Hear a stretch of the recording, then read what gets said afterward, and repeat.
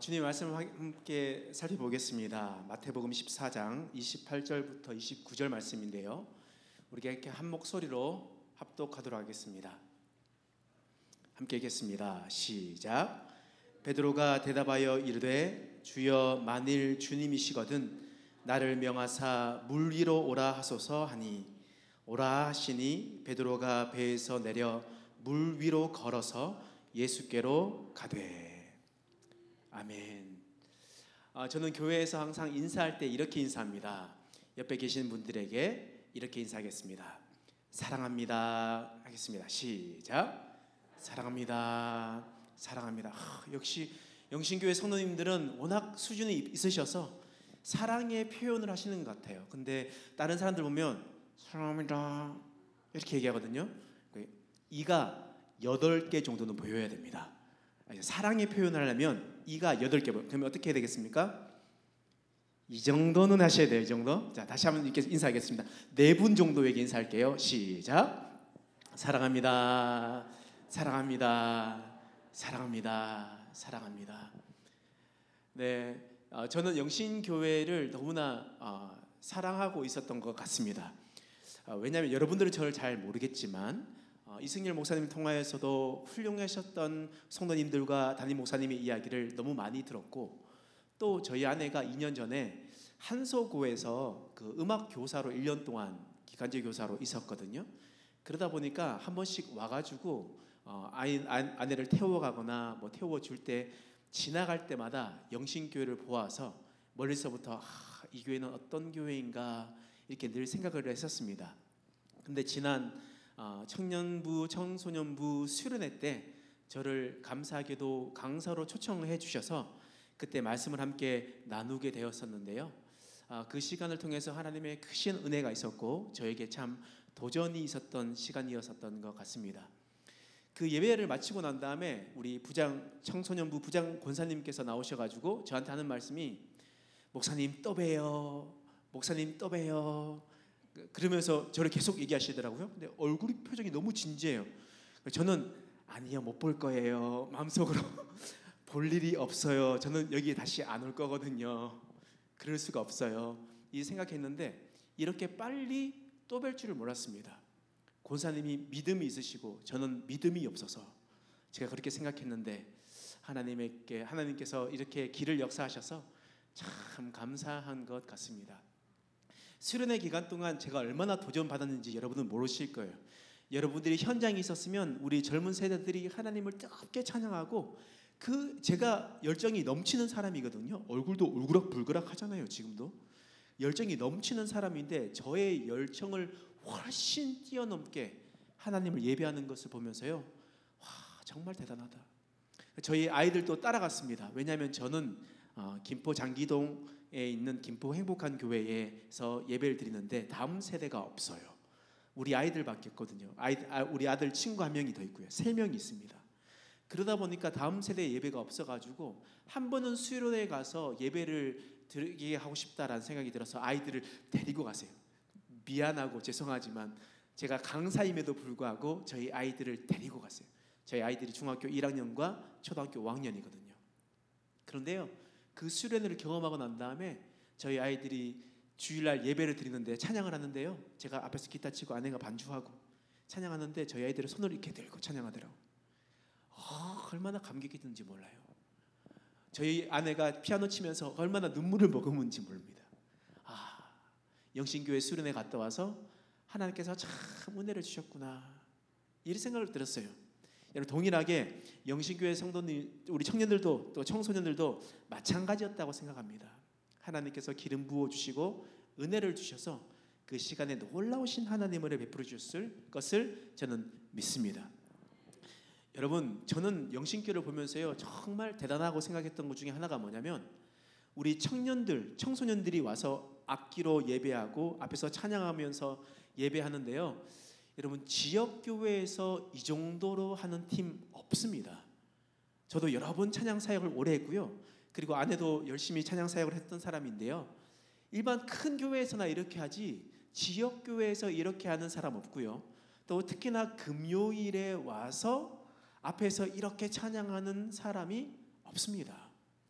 여러분, 이것은 여러분은 아셔야 됩니다.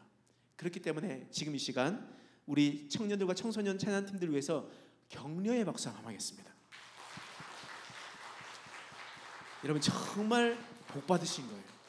이런 청년들이 없거든요. 근데 저는 또 보면서 어떤 생각이 들었냐면, 이게 그냥 청년들만 있어서 되는 것이 아니라 이게 담임 목사님과 당회가 적극적으로 지원을 했기 때문에 가능하다라고 생각이 들었습니다. 왜냐하면요, 제가 웬만큼 악기 시스템이나 음량 시스템을 알거든요. 이 스피커만 보더라도 이 담임 목사님과 당회가 진심이구나, 예배의 진심이구나, 이런 생각이 들었어요. 저는 이 스피커 가지고 가고 싶어요. 저희 교회 제가 너무 사랑하는 스피커거든요. 이 정도 스피커를 달 정도면 이 당회과 담임 목사님께서 이 다음 세대를 세워나가고 예배를 어떻게 생각하시는지 너무 와닿는 거예요. 우리 당회와 담임 목사님께 감사의 박수 한번 하겠습니다. 그런데요, 제가 생각했을 때 찬양을 했었거든요. 찬양을 하는데 정말 요즘 곡을 찬양하더라고요. 그래서 저는 또 대단한 게 느껴졌습니다. 우리 영신교회 성도님들이 대단한 거예요. 왜냐하면 다른 교회 성도님은요, 뿔나요. 아는 찬양을 해야지, 찬송가를 해야지 말이야, 이렇게 이야기를 하면서 다음 세대들을 예배하는 것을 못하게 하고 나 위주로만 생각하려고 하는데, 영신교회 성도님들은 얼마나 깊이가 있고 포용을 해주시는지, 이렇게 예배를 하더라도 기쁨으로 예배하고 손을 들고 찬양하고 아까 모습 보았거든요. 대단하신 것 같아요. 그래서 여러분, 온 성도님들에게 위해서 격려의 박수 한번 더 하겠습니다. 네. 여러분, 정말 이게 한 사람만 잘해서 목회가 되는 것이 아니라 모든 교회가 온 힘을 다해서 공동체가 세워져야 교회가 잘 성장되고 하나님을 기쁘게 하는 것을 여러분 믿으시기 바랍니다. 하나님 놀라우신 은혜가 영신교회에 있길 축원합니다. 제가 수련회를 했었을 때 제가 말씀드렸던 말씀은 믿음이었습니다. 믿어라. 믿는 사람은 달라져야 된다. 안전뱅이가 예수 그리스도의 말씀으로 믿음으로 나감으로 그의 인생이 완전히 변화되었다. 육체적으로 낫게 되고 성전 안으로 들어가지 못했던 자가 성전 안으로 들어가며 그의 인생이 찬양하지 못하고 구걸하는 인생에서 하나님을 찬양하는 인생으로 변화되게 되었다. 그러니 너희가 진심으로 믿어라. 이 말씀을 함께 나누었습니다. 근데 그것이 연속선상에서, 그렇다면 우리가 믿는 믿음이 구체적으로 어떤 것인가, 그 믿음이 어떤 것으로 우리에게 말씀하고 있는가를 오늘 본문의 말씀을 통해서 우리가 한번 알아가려고 합니다. 여러분, 그래서 오늘 말씀을 통해서 믿음이 무엇인지, 우리가 진짜 믿는 사람은 어떠한 행동을 해야 되는지 우리가 한번 살펴보도록 하겠습니다. 오늘 말씀에 보면 베드로가 물 위를 걷는 장면이 나옵니다. 근데 이 말씀을 보면서 우리는 참 베드로를 많이 무시해요. 베드로, 물 위를 걸으면 되지, 왜 갑자기 예수님 바라보지 못하고 물속으로 푹 들어가냔 말이지. 이래서는 안 돼. 사도가 이래서는 되겠어? 라고 무시할 때가 참 많습니다.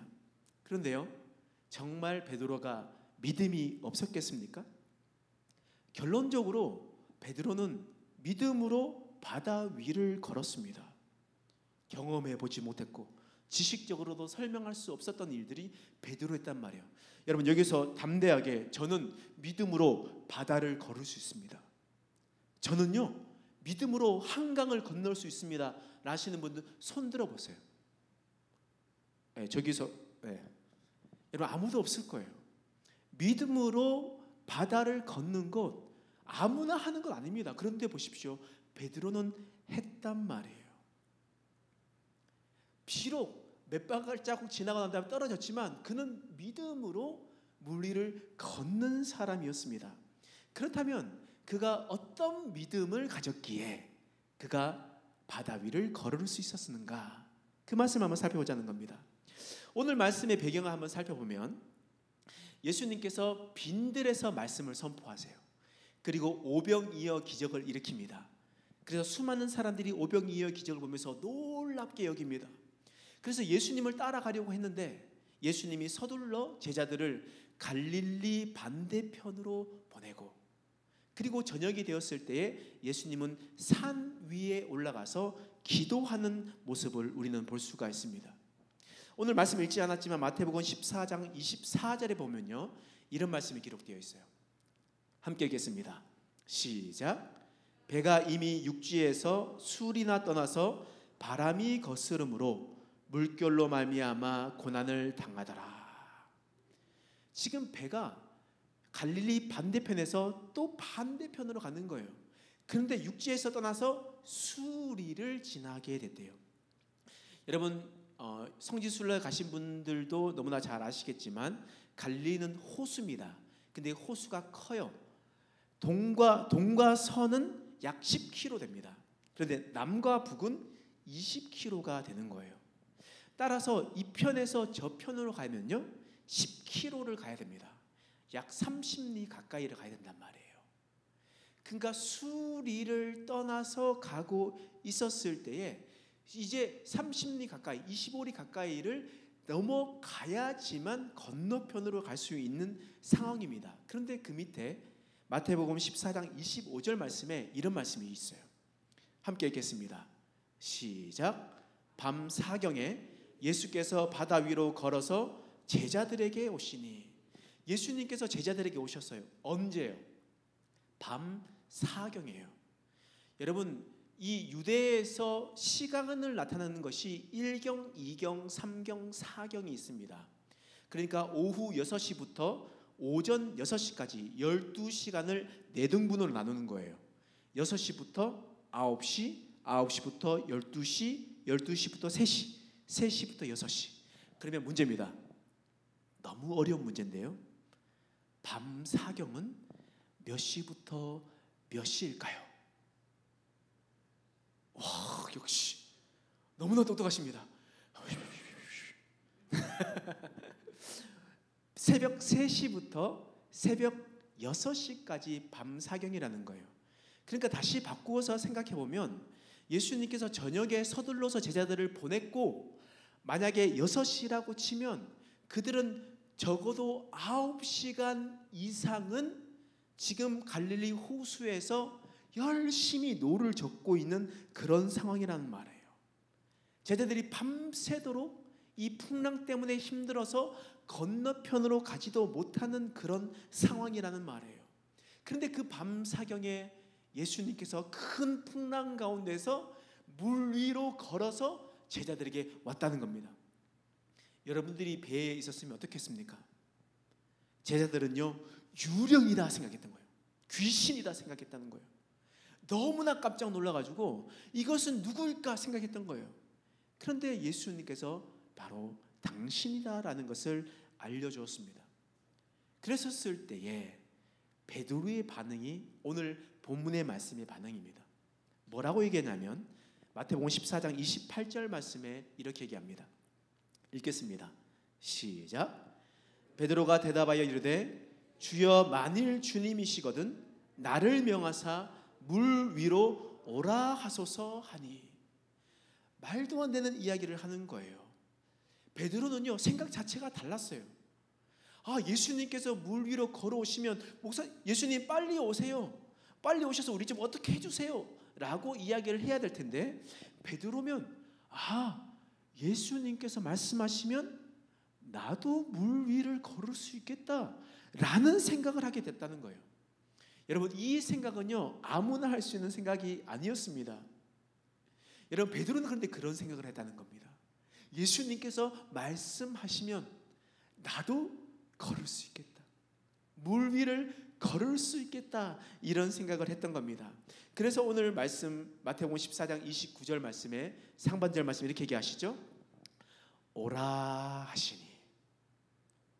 예수님, 주님이시면 나를 오라 하십시오 라고 얘기했었을 때 예수님께서 허락하신 거예요. 오라 하시니. 이 오라, 이 말에 베드로는 망설임 없이 물 위를 발로 내디뎠다는 거예요. 여러분, 이때부터 베드로는 물 위를 걸을 수 있었습니다. 그가 물 위를 걸을 수 있었던 것은 믿음이었어요. 근데 그 믿음이 구체적으로 뭐였다는 거예요? 오라, 주님께서 명령하신 그 말씀에 집중했다는 거예요. 여러분, 믿음은요, 말씀에 집중하는 거예요. 믿음은 말씀에 집중했었을 때 역사가 일어나는 겁니다. 근데 사람들은요, 내게 능력 주시는 자 안에서 내가 모든 것을 할 수 있느니라 라고 이야기하면서 자기가 하고 싶은 대로 이야기하는 거예요. 주님께서 오라 명령하시고 그 말씀에 집중해야 되는데 내가 다 할 거야. 주님, 저에게 능력 주십시오. 제가 하고 싶은 거 다 하겠습니다. 여러분, 우리 영신교회 꼭대기 올라가서 내게 능력 주시는 자 안에서 내가 모든 것을 할 수 있느니라 이야기하면서 여러분 뛰어내려 보십시오. 날 수 있습니까? 기적을 내가 일으킬 수 있나요? 여러분, 그렇지 않아요. 여러분, 믿음의 역사는 주님께서 명령하실 때, 주님의 말씀을 집중할 때 일어나는 거예요. 그래서 내가 원하는 대로, 내가 하고 싶은 대로 하는 믿음은 그것은 믿음이 아닙니다. 내가 하고 싶은 것을 하나님을 이용하는 행위일 뿐입니다. 베드로 보십시오. 베드로는 먼저 발을 내딛지 않았어요. 주님, 만일 주님이시면 나를 오라 하십시오. 주님의 명령이 있었을 때에 그는 발을 내디딜 수 있었습니다. 여러분, 주님의 명령을 집중하고 주님의 말씀을 집중했었을 때 비로소 주님께서 그를 책임져 주시는 거예요. 여러분 이 진리를 믿으시기 바랍니다. 주의 음성을 들어야 돼요. 주님께서 명령하신 것들을, 주의 말씀을 집중하고 있어야 된다는 겁니다. 저는 2002년도에 예수전도단에서 행하는 DTS 훈련을 했었습니다. 2002년도에 제주도에 가서요, 봄에 DTS 훈련을 받았었는데요.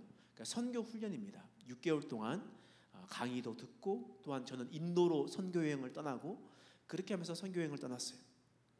그리고 난 다음에 제가 학부를 다니고 있었을 때에 화요 모임이라는 예수전도단 예배를 가게 되었습니다. 그때는 제가 교육전도사로 사역을 하고 있었고요. 그때는 2005년도였습니다. 2005년도에 제가 개척교회 사역을 했었거든요. 한 50명 정도 모이는 교회였습니다. 거기에서 20%는 한 10명 정도 되시는 분은 맹인이었습니다. 그래서 그곳에서 우리가 개척교회에서 저는 교육전도사 사역을 했었는데요. 그때 사례비가 30만 원이었습니다. 30만 원 사례를 받으면 저는 어떻게 했냐면 그것에서 11조를 내요. 그리고 거기서 감사헌금을 냅니다. 그리고 그것을 부모님께 드립니다. 그러면 부모님께서 그것을 저의 한 달 용돈으로 일주일씩마다 저에게 주세요. 그러면 저는 그 용돈을 받으면 11조를 또 뗍니다. 그리고 주일 헌금을 냅니다. 여러분들은 다른 숫자는 몰라도 돈의 숫자는 잘 세알릴 줄 알고 제가 그래서 얘기를 드리는 거예요.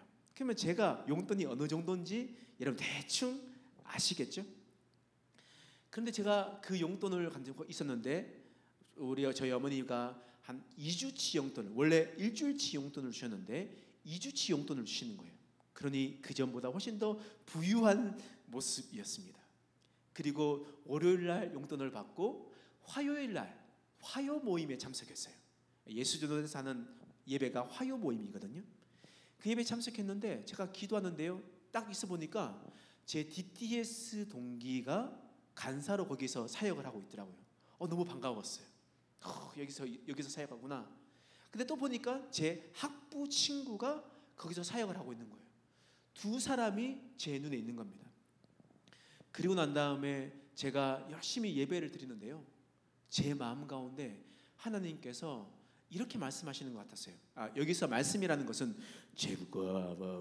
이렇게 얘기하는 거 아니에요. 마음속에 느껴지는 생각과 이런 생각들이었습니다. 너 호주머니에 돈 있지? 네, 있습니다. 그러면 그 돈 3만 원 해가지고 한 사람씩 플로잉을 해. 그 사람한테 흘려보내줘. 제가 뭐라고 할게요? 그때 제가 교육전도사였습니다. 뜨거운 열정이 있었어요. 여러분들은 어떻게 하겠습니까? 안 됩니다 했어요. 제가 안 됩니다. 주님, 이 돈은요 제가 2주치 먹고 살아야 할 돈이에요. 이 돈을 주면요 제가 살아가기 몹시 곤란해집니다. 이걸 줄 수가 없어요. 근데 예배 끝날 때까지 하나님께서 마음에 엄청 부담을 주시는 거예요. 흘려보내줘라, 줘라, 주라 라고 얘기하는 거예요. 그래서 진짜 모르겠다 라고 생각해서 오른편에 3만 원, 왼편에 3만 원 해가지고, 왜냐하면 더 나오면 안 되니까, 더 나면 더 줘야 되잖아요. 그래서 오른편에 3만 원, 왼쪽 편에 3만 원 이렇게 해가지고 만나는 사람 한 사람한테 이거 하나님께서 주래 주고요, 이거 하나 주래 라고 주고, 제가 아주 쿨한 것처럼 돌아서 가지고 나왔어요. 그런데요 돌아오는 순간부터 얼마나 걱정되는지 몰라요. 나 어떻게 살지? 제가 영남신학교에서 학부를 했었거든요. 그러니까 제가 집이 포항이고 학교는 대구였어요. 그곳에서 또 자취를 하고 있었고요. 너무 걱정되는 거예요. 자취를 해야 되는데, 먹고 살아가야 되는데, 통학은 해야 되는데, 차비는 어떻게 해야 되지? 또한 자취를 해야 되니까 먹고 살아가야 되는 거 어떻게 해야 되지? 너무 고민이 되는 거예요. 그래서 그날 밤에 잠을 잤습니다. 근데 수요일 날 새벽에 저희 선배가 저희 시커멓게 우리 남자 3명이 자고 있었거든요. 문을 두드리고 들어오는 거예요. 새벽에 턱 들어오더니 밥은 먹고 다니냐며 우유와 시리얼을 가지고 오는 거예요. 야, 이거 뭐지? 이런 생각이 들었어요. 그런데요 그 다음날 저희 후배가 밥은 먹고 다니냐며 저에게 식빵이나 빵 같은 걸 사와가지고 저에게 먹으라고 주는 거예요. 와, 이거 뭐지? 이런 생각했어요. 근데 그날 주일에 이제 금요일 날 내려가서 토요일 날 교회 갔어요. 교회 가서 있는데요 담임 목사님이 저를 불렀어요.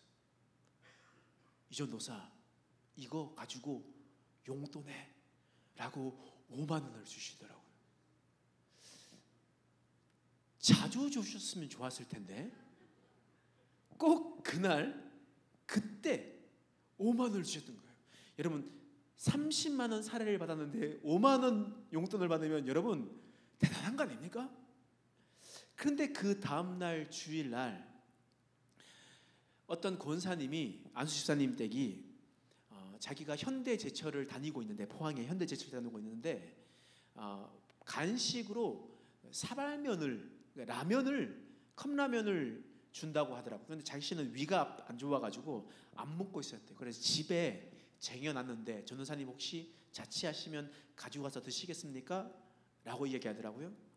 그래서 저는 없어서 못 먹죠, 주세요 라고 얘기하니까요 그 집에 갔습니다. 집에 갔는데요 쌀자루 80kg에 그 안에 전부 컵라면이 들어가 있었어요. 제가 그래서 저는 되게 계산이 밝은 사람이거든요.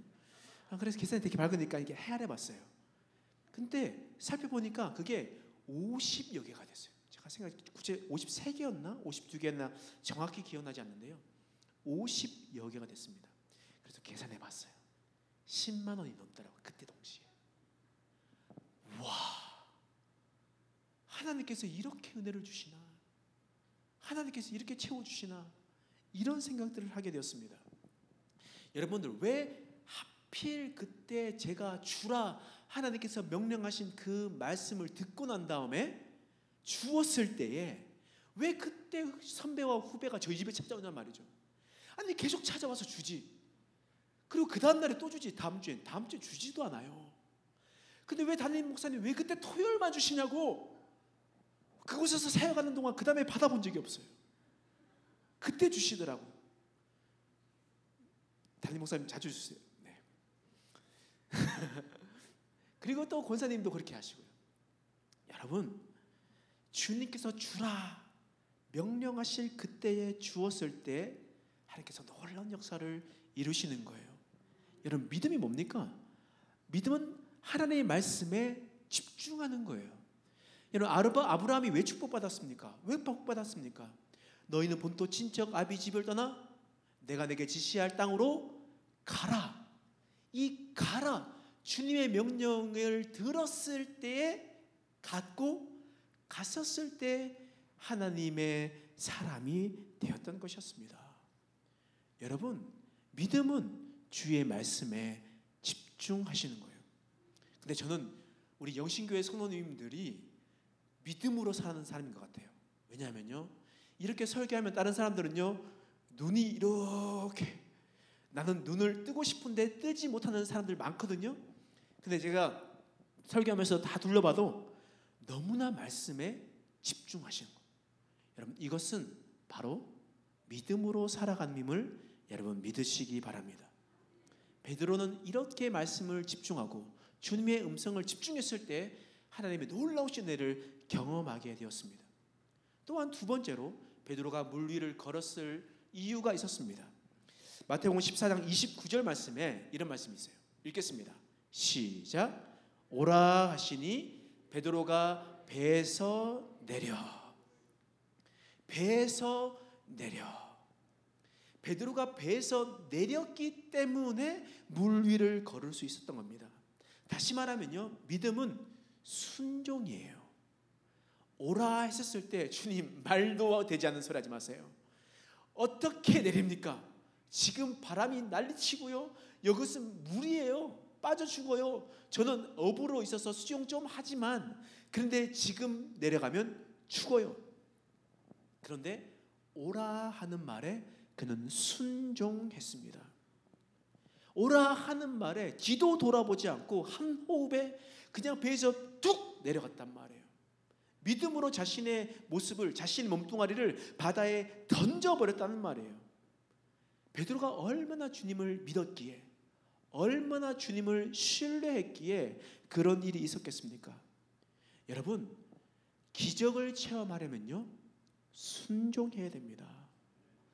배에서 뛰어내릴 수 있는 순종이 있어야 우리는 그 믿음대로 기적을 체험할 수가 있는 거예요.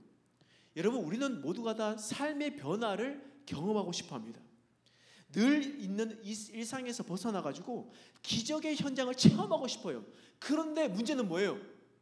우리의 삶의 배에서 내려지지 않아요. 늘 내 삶에 안주하면서 살아가고 있는 거예요. 배에서 내려야 삶이 변화되고, 배에서 내려야, 벗어나야 기적을 체험하게 될 텐데, 그런데 우리는 주님께서 명령하셨음에도 불구하고 우리는 배에서 내리지 않아요. 그 첫 발을 내디딜 수가 없는 겁니다. 여러분, 그러면 기적을 체험할 수가 없는 겁니다. 여러분, 제가 오늘 되게 기억에 남을 수 있을 밖에 없는 이유가 뭐냐면, 제가 2007년 9월 8일 날 결혼을 했습니다. 그래서 오늘이 결혼 16주년이에요.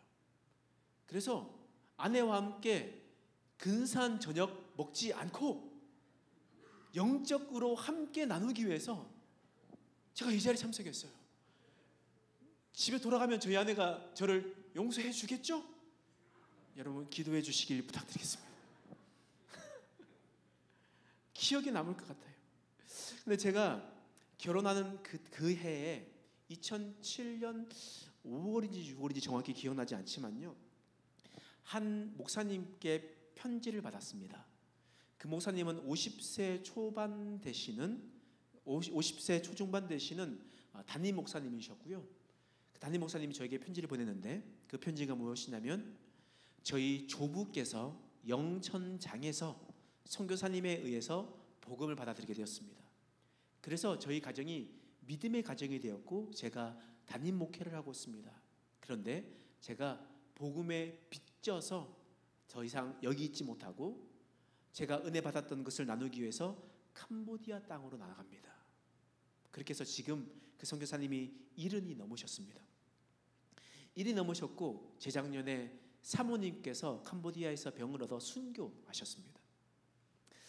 그런 사역을 하셨는데요, 그때 그 편지를 보면서 제 마음속에 얼마나 도전받고 울었는지 몰라요. 와, 담임 목사의 직을 내려놓고 아무것도 없는 캄보디아 땅으로 떠난다고? 저의 생각으로는 믿어지지 않는 믿음의 발걸음이었습니다. 그래서 제가 이런 분에게 제가 헌금을 드리고 싶다. 여러분, 그래서 2007년도에 제가 교육전도사를 사역하고 있었는데 그때 제가 사례비가 엄청 높아졌어요. 30만 원 받는 데다가 50만 원을 받게 되었습니다. 그래서 50만 원, 거의 절반가량을 높아졌잖아요. 그래서 제가 그에서 한 20만 원 정도를 사례 그 11조 빼고 그리고 뭐 한 거 빼고 해서 절반을 제가 이 선교사님께 목사님께 헌금을 드려야겠다, 이런 생각을 들였었습니다. 그런데 결혼 준비하고 뭐 한다고 깜빡 잊어버렸던 거예요. 2007년 9월 8일 날 결혼했으니까요. 그리고 그 사역을 이제 교회 사역을 내려놓고 제가 아내와 같이 서울에 올라와 가지고 서울살이를 하게 되었습니다. 왜냐하면 저희 아내가 서울 사람이거든요. 네, 그래서 서울 사람이라서 제가 처가살이하면서 그곳에서 살아가게 되었습니다. 신대원 준비한다고 제가 공부한다고 공부는 하지도 않았으면서 공부한다고 제가 사역도 안 하고 일도 안 하고 논팽이처럼 놀고 있었을 그때였습니다. 2008년도요. 그런데 그때 저희 아내가 나가서 레슨하고 돈을 벌어오면 저는 그것으로 까먹고 살아가는 그런 논팽이 인생을 살아가게 되었습니다. 그런데 그 어느 날 10월 달이었나요? 그 10월 달 정확히 기억이 나지 않는데요. 갑자기 선교사님한테 헌금하기로 결단했었던 그때가 생각나는 거예요. 제가 주님 앞에 헌금하기로, 선교사님께 헌금하기로 결정을 했는데 잊고 살다가 1년이 지나고 나서야, 1년이 더 지나고 나서야 내가 20만 원 헌금하기로 했는데 라고 생각이 들었던 거예요. 그래서 저희 아내한테 내가 1년 전에 선교사님이 일한 이유에서 내가 선교 헌금하기로 결단을 했었다. 근데 하지 못했다. 근데 하나님께서 이렇게 말씀 깨닫게 해주시는데 어떻게 해야 되겠냐라고 이야기하니까 저희 아내가 그러면 선교 헌금 해야지 하더라고요. 그래서 저희 통장을 살펴보았어요. 저희 통장에 20 얼마가 있더라고요. 20 얼마. 저희 통장, 저희 전 재산이. 그러니까 저는 논팽이처럼 놀고 있고 저희 아내는 레슨하고 있으면서 살아가고 있었는데 그때 저희 집의 통장에 저희가 그때 27살이었거든요. 돈 모아놓은 것도 없이 30만 원, 50만 원 사례비 받았으니까 뭐 돈을 모아놓을 수 있겠습니까? 20 얼마가 있었어요. 근데 어떡할래? 라고 얘기했는데 저희 마음이 같이 20만 원 있어도 살고 없어도 굶어 죽는다. 요거 조금 있으면 굶어 죽고 조금 있다가 굶어 죽고 똑같다. 그러니 그냥 하나님 말씀에 순종해서 드리자라고 결정했습니다. 그래서 그 선교사님 앞에 20만 원을 헌금 드렸습니다. 그런데요, 그것을 드리고 난 바로 얼마 뒤에, 며칠 뒤에 저희 아내한테 전화 왔어요. 어떤 전화였냐면, 네, 안녕하세요. 여기는 동덕여대입니다. 이 하는 거예요. 왜냐하면 저희 아내가 동덕여대 실용음악과 재즈 피아노 전공을 했거든요. 동덕여대 전화 왔어요. 왜 전화하셨죠? 라고 이야기했는데 저희 입시 심사를 봐야 되는데 입시 심사를 보러 오셔야 되겠습니다. 심사위원으로 발탁되었습니다. 그러니 4일 동안 오시면 됩니다. 라고 이야기를 하는 거예요. 그 얘기를 받고 끊었어요. 근데 제가 옆에서 듣고 있었거든요. 말도 안 되는 소리 했다. 아니, 나를 입시 심사위원으로 나를 불렀다 라고 이야기하는 거예요. 저는 옆에서 이거다. 내가 20만 원을 드리는데 우리 아내, 저는 논팽이였으니까 일을 안 해도 되죠. 근데 저희 아내를 4일 동안 일을 보내는 거예요. 그러면 한 사람 일당이 5만 원을 치면 5, 4 역시 계산이 빠르세요. 20만 원 벌겠구나. 야, 하나님 진짜 대단하시다. 어떻게 이럴 수가 있냐. 야, 20만 원을 드렸는데 20만 원으로 채워주시네. 이런 생각이 들었어요. 그래서 저희한테 빨리 가라. 빨리 가서 돈 벌어 와라 라고 아내를 보냈습니다. 보내고 난 다음에요, 4일 동안 입시 심사를 보는데 옆에 있는 사람들이 다 이렇게 물어보는 거예요. 다 교수님이었어요. 그래 너는 어디서 강의하니? 라고 다 묻는 거예요. 왜냐하면 당신들은 다 교수거든요. 근데 저희 아내는 저는 학부밖에 졸업 안 했는데요, 대학원도 안 나왔는데요. 근데 그분들이 정말 어이없다는 듯이 그런데 왜 네가 여기 있니? 이런 느낌이었어요. 그런데 하나님께서 그렇게 보내주시고, 여러분, 그리고 난 다음에 4일 뒤에 아내가 갑자기 늦게 끝났으니까 자기를 태우러 오래요. 그래서 열심히 일하셨으니 제가 태우러 가겠습니다. 그래서 제가 서울역까지 이제 마중 나갔습니다. 마중 나가 태우러 갔어요. 근데 아내가 이제 나오면서 차 타자마자 흰 봉투를 쫙 꺼내가지고 이렇게 흔드는 거예요. 이렇게. 얼마나 감사한지, 감사합니다 라고 받았습니다. 그런데요, 그 봉투에 보니까 이 얼마 적혀 있더라고요. 그래서 역시 생각대로 맞구나. 5만 원이 아니라 6만 원이구나 생각했거든요. 근데 일당이 60만 원이었어요. 심사위원으로 4일 동안 일하는데요, 일당이 60만 원이었고 240에 세금 떼고 210 얼마가 220 정확히 기억이 안 나지만 그 정도의 돈이었어요. 내년에도 하자. 근데 내년에 있었을까요? 없었을까요? 아니, 있어야 되는데 인생에서 단 한 번 심사위원으로 그쳐버렸어요. 놀라운 건 뭡니까? 꼭 그때 주님께 순종함으로 그 발을 내딛었을 때 하나님께서 역사하시는 거예요. 다른 때 역사하시는 것이 아니라 믿음의 말씀을 받고 주라 명령하시고 깨닫게 하셨으니 그 믿음의 순종에서 그 발걸음을 내딛었을 때에 하나님께서 역사하시는 거예요. 다른 사람들이 다 교수인데 학부만 나와서 있는 것 자체도 말대가 되지 않고요, 드렸을 때 며칠 뒤에 나온 것도 말도 되지 않고요, 하나님께서 20만 원만 주실 줄 알았는데 더 나아가서 200만 원을 주실 줄 누가 알았겠습니까? 근데 하나님께서 그렇게 역사하시는 거예요. 하나님께서 뭘 보시는 겁니까? 순종을 보시는 거예요. 주님께서 말씀하실 때 그 안전했었던 배에서 벗어나서 발걸음을 내딛는 것을 주님께서 원하시는 거예요. 여러분, 구약 성경에 여호수아의 말씀에 보면요, 이스라엘 사람들이 가나안 땅에 가려고 합니다. 근데 그 앞에 범람하는 요단강이 있어요. 그 범람하는 요단강을 볼 때마다 절대 지나갈 수 없습니다. 여러분, 한강이 범람한다 생각해 보십시오. 범람한 요단강은 그때 그 당시에 하류 지역에 약 폭이 120m 정도 된다고 합니다. 하류에 120m가 범람하는 그곳을 여러분 건널 수가 있습니까? 더군다나 이스라엘 사람들은요, 수영할 수 있는 사람들이 아니에요. 유목민이었단 말이에요. 그러니 낮은 강도 죽을 수가 있는데 범람하는 강을 어떻게 넘어갈 수가 있겠습니까? 그런데 하나님께서 명령하시는 거예요. 건너가라. 법궤를 메고 그곳을 건너가라 라고 얘기하시는 거예요. 우리가 생각할 때는 주님 멈춰 주십시오, 주님 요단강을 마르게 해주십시오, 그러면 걷겠습니다, 그렇게 우리는 기도할 텐데, 그런데 하나님께서 말씀하시는 거예요. 법궤를 메고 제사장이 믿음으로 발걸음을 내딛어라. 내딛으면 주께서 역사하실 것이다. 여러분, 어떤 일이 일어났습니까? 믿음으로 제사장이 법궤를 메고 그 요단강에 발을 디뎠을 때에 하나님께서 요단강을 멈춰 세우는 일들이 일어나게 되었던 겁니다. 기적을 체험하게 됐던 거예요.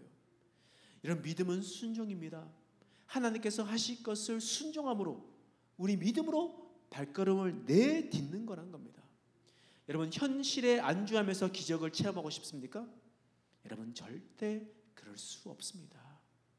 우리가 안전하고 생각했었던 그 배에서 내려놓아야 됩니다. 우리의 습관에 배해서 내리는 순간 강풍을 맞이하게 되겠죠.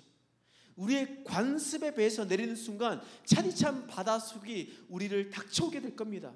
불안하게 할 거예요. 그런데 주님께서 명령하셨으면 그 발을 내딛는 믿음의 순종의 역사를 믿으시기 바랍니다. 주님께서 우리에게 그렇게 말씀하시는 거예요. 저는요, 청빙 받으려고 준비했었던 사람이었습니다. 다시 말하면 영락교회에서 사역을 하고 다른 교회에서 부목사 생활을 하고 그렇게 하면서 내가 이런 사역을 스펙을 쌓아가야겠다. 그리고 MDB를 장신대 했으니까 MDB에서 목회 상담함을 제가 공부를 했거든요. 공부를 하면서 또 좀 있으면 박사학위를 또 걸쳐가지고 다른 교회에 청빙해야겠다, 받아야겠다, 이런 생각으로 하나하나 스텝을 밟고 있었습니다. 그런데 2020년 11월 19일 날 다니엘 기도회를 하는데요, 하나님께서 저에게 너무 강력하게 개척을 말씀하시는 거예요. 개척을 말씀하시는데 제가 뭐라고 할게요? 주님 순종하겠습니다 이랬을까요? 저는 그런 믿음이 안 됩니다. 주님 안 됩니다. 요즘 개척 안 됩니다. 아니 지금 안 되는 거를 하라고 하면 말이 됩니까? 라고 얘기했는데 하나님께서 나는 전능한 하나님이다. 내 앞에서 행하여 완전하라. 창세기 17장 1절 말씀을 저에게 주셨어요. 나는 할 수 없구나. 근데 하나님께서 전능하신 분이라면, 하나님께서 말씀하시는 거라면 하나님께서 하시겠구나 라는 순종함으로 그냥 결정을 했습니다.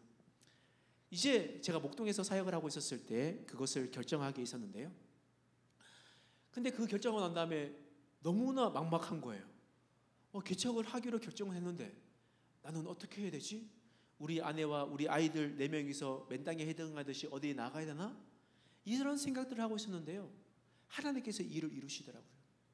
저희 그 목동에 목양의 교회라고 있는데요, 그 교회에서 저를 파송하기로 결정을 했습니다.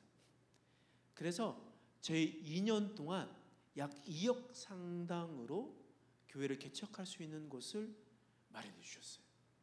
지금 김포 장기동에 김포 행복한 교회였는데요, 그 교회가 원래 김포 빗된 교회였습니다. 원래 서남로에 있었던 교회였었는데요, 그 교회가 제가 갈 때만 하더라도 거의 존폐 위기를 나눌 수 있는 그런 교회였습니다. 근데 하나님께서 그 교회를 보내주셨고 김포중앙교회 목사님을 통해서 그곳을 알게 해주셨고 그곳으로 가게 되었습니다. 사람으로 생각을 하면요, 절대 이룰 수 없는 일이었는데 하나님께서 역사하시니 일이 일어나더라고요. 저는 4명이서 맨땅에 헤딩하며 우리 가족이 할 줄 알았는데, 근데 이미 그곳에서 17명의 성도들이 있더라고요. 저는 17명에 있는 다른 사람들 얘기하면 17명 있으면 얼마나 힘들까 생각하는데요, 저는 이순신과 같은 마음이 있었습니다. 신에게는 12척의 베개에 있는 것이 아니라 17명의 성도들이 있습니다. 이 마음이 얼마나 위로받았는지 몰라요. 그러면서 시작했습니다. 1년이 지났고요, 지금 27명의 성도들과 함께 예배드리며 우리가 함께 예배를 드리고 있습니다. 여러분, 제가 한 것이 아무것도 없더라고요. 교회를 선택하는 것도 또 개척을 하는 것도 제가 하는 것이 아니었습니다. 주의 음성을 듣고 그 말씀에 순종하기로 결단하고 발걸음을 내딛었을 때 하나님께서 놀라운 역사를 일으켜 주시더라고요. 우리 교회 성도들이 하는 말이 여러 가지가 있는데요, 정말 계속해서 반복적으로 듣는 말은 저희는 1년 전에는 고아와 같은 자들이었습니다. 사역하는 목사님도 없이 그렇게 있었는데 하나님께서 저희 고아 같은 저희들을 돌보아 주셨습니다. 또 꿈만 같습니다. 1년 전에 상상하지도 못했던 일들이 지금 일어나고 있습니다. 꿈만 같아요. 또 하시는 말씀이 저희 남편이 달라졌어요.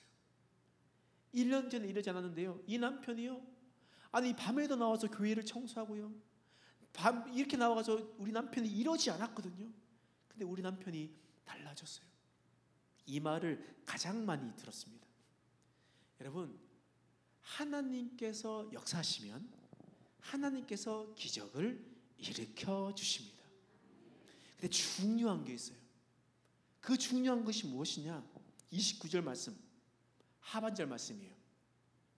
전체를 읽어보겠습니다. 시작. 오라 하시니 베드로가 배에서 내려 물 위로 걸어서 예수께로 가되. 예수께로 가되.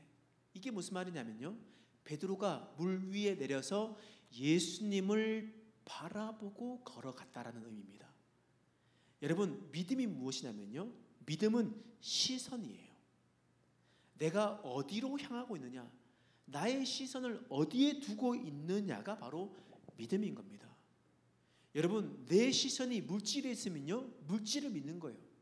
내 시선이 직장에 있으면요, 직장이 믿음이 되는 거예요. 내 시선이 자녀에게 있으면 자녀를 더 믿는 겁니다.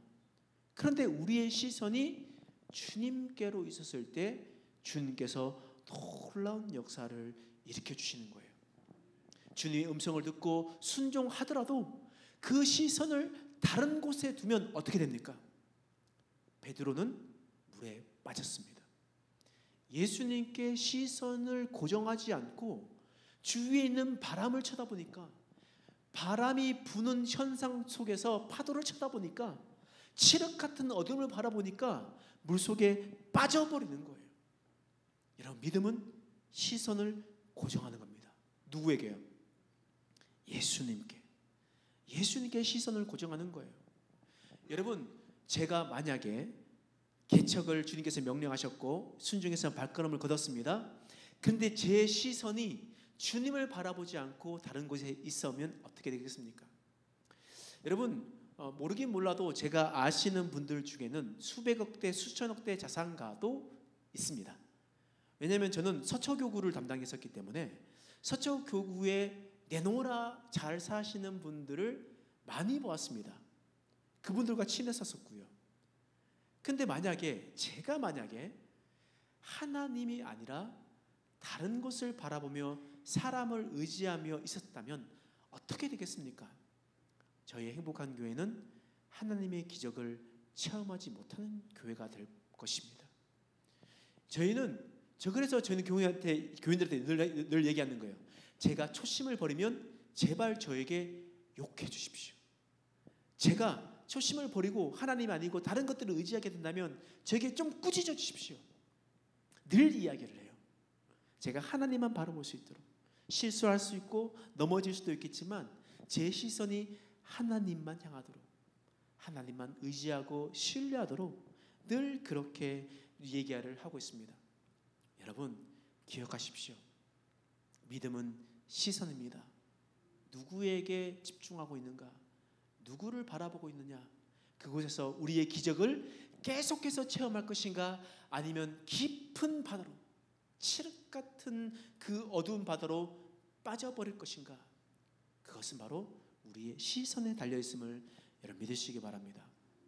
우리 사랑하는 청소년, 청년 여러분, 그리고 우리 영신교회 온 성도 여러분, 우리가 주님을 믿는다고 하면서 우리가 믿지 않을 때가 너무나 많습니다. 주님께서 명령하시는 그 음성을 들으려고 하지도 않고 하나님의 말씀 가운데 서려고 하지도 않습니다. 또 주님께서 말씀하셨지만 그 말씀이 부담스러워서 순종하지도 않습니다. 순종함으로 걸었음에도 불구하고 우리의 시선은 또 다른 곳으로 향할 때가 너무나 많습니다. 여러분, 이제 우리가 주를 믿는다고 하면 이제 주님을 믿음으로 살아가는 자 되시길 간절히 소망합니다. 주님 말씀을 듣고 그 말씀에 순종하고 그 시선을 주님께 고정해서 주의 은혜와 사랑 가운데 살아가는 저와 여러분 되시길 간절히 축원합니다. 기도하겠습니다. 하나님, 우리 마음 가운데 믿음을 허락하여 주시옵소서. 주님의 말씀에 집중하며 나아갈 수 있도록 도와 주시옵소서. 우리의 삶 가운데 안락함 속에 있는 것이 아니라 하나님, 우리가 관습의 배에서, 습관의 배에서 내려 주님의 말씀에 순종할 수 있는 자 될 수 있도록 하나님 도와주시옵소서. 하나님 또한 우리가 믿음으로 그 발걸음을 내딛었을 때에 우리의 시선을 주님께 고정하며 주님의 기적을 체험하며 믿음으로 살아갈 수 있는 우리의 인생 되게 하여 주시옵소서.